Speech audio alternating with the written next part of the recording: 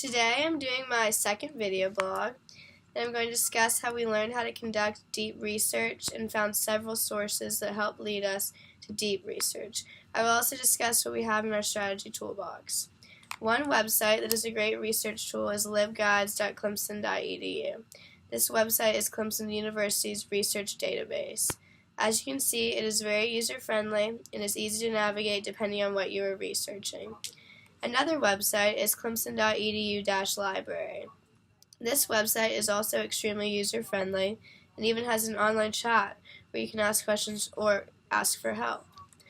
Another website is www.scholar.google.com, and Google Scholar is an extremely helpful resource, and personally I think it is the easiest to use because of its extremely large database. A plus to Google Scholar is you can even get the MLA citation with the click of a button. Next, I'm going to transition to my group strategy toolbox and all that it contains.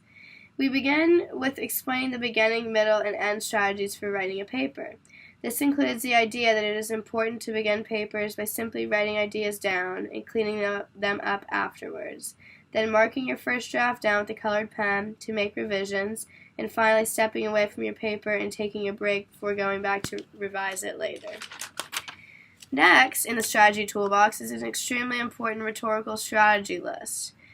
It begins with logos, which is logical appeal, then pathos, which is appeal to your emotions, then ethos, which is credibility, then kairos, which is using something at an ideal time or an opportune moment. Next is doxa, the appeal to an audience's values. Next, we explain and expand on several misuses of ethos, aka fallacies. The first fallacy is ad hominem, which attacks a person's character to reduce their credibility. The next is an argument from authority, which is when someone pretends to be an expert in a topic that they are not. The next is association fallacy, which is the idea that an argument is dismissed because it is associated with an undesirable person or situation. The next fallacy is appeal to anonymous authority, which is using unspecified groups and references as authorities. The next is authority over evidence, which is when someone overemphasizes their authority and ethos rather than focusing on true evidence. The next thing we discuss in our strategy toolbox is a writer checklist.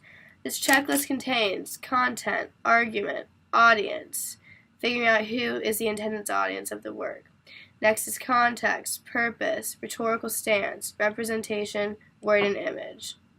When looking at this writer's checklist, it is important to use this when creating any sort of paper because it gives you the true elements that your paper should contain.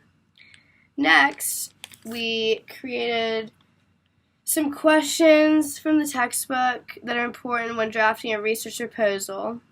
And it begins with what is at stake in your topic, then is why does your research topic matter, then what contribution will your project make to a wider community. Then we showed some research strategies that are necessary and helpful when creating a research argument. The first one is selecting a viable and engaging topic. The second is asking questions that can help you form a research log. The third is choosing an angle that excites you and also engaging in pre-writing to begin to narrow the topic. The next is beginning to formulate a thesis, identifying possible sources, and then speculating any obstacles that you may face during the research process. When finding sources, there are many things to remember. 1. Give all of your sources a voice. 2. Form a conversation between voices that can help your research. 3. Use sources that bring in new views. 4. Use the websites I stated at the beginning of my video blog. 5. Know that the more citations the source has, the better known it is. 6. Make sure you have both secondary and primary sources available. 7. Remember to stay critical. Conducting interviews is an awesome way to find sources for research topics. Just to remember a few things. Identify your purpose of the interview. Pick a subject depending on who has the most insight on your topic.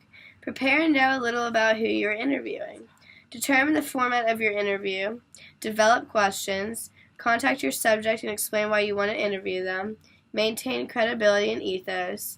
record and document your interview, analyze the conversation, and send a thank you to your subject. Thanks for watching. See you next week.